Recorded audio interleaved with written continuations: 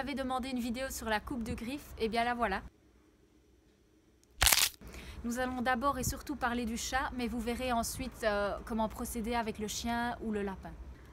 Alors attention quand même, dans certains cas, le chat a besoin de ses griffes. Il n'est pas conseillé de lui couper, surtout s'il sort régulièrement. Il en a besoin pour le marquage, pour la défense et pour la chasse.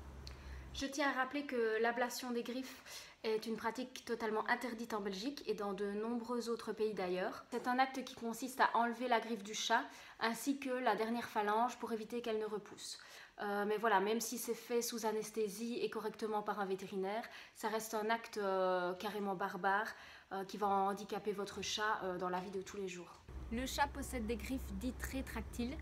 Cela veut dire qu'elles peuvent se replier et réapparaître en cas de besoin. On les voit plus. On les voit plus, on les voit. Pour savoir où couper, je vous ai fait un petit croquis. Sur des griffes claires, on peut facilement voir le vaisseau sanguin. Si la griffe est foncée, vous pouvez couper juste la pointe ou même la limer pour être sûr de ne pas faire de bêtises. Si votre chat est difficile, vous pouvez le bloquer entre vos genoux. Tenez-lui bien les pattes avant et demandez de l'aide à une deuxième personne pour lui couper les griffes.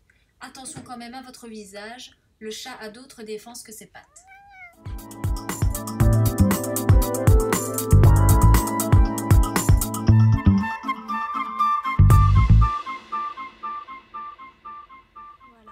N'essayez pas de faire ça avec des coupes-ongles classiques ou avec des ciseaux.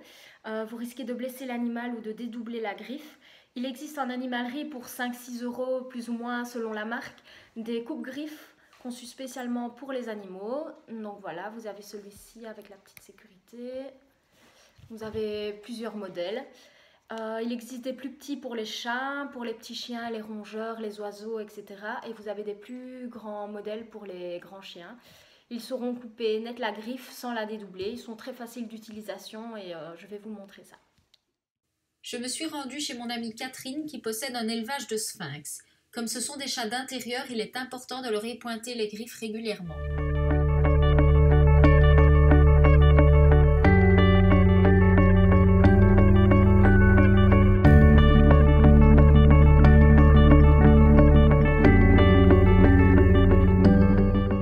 Chiens, vous pouvez procéder de la même façon, mais n'oubliez pas d'utiliser la muselière s'il a peur.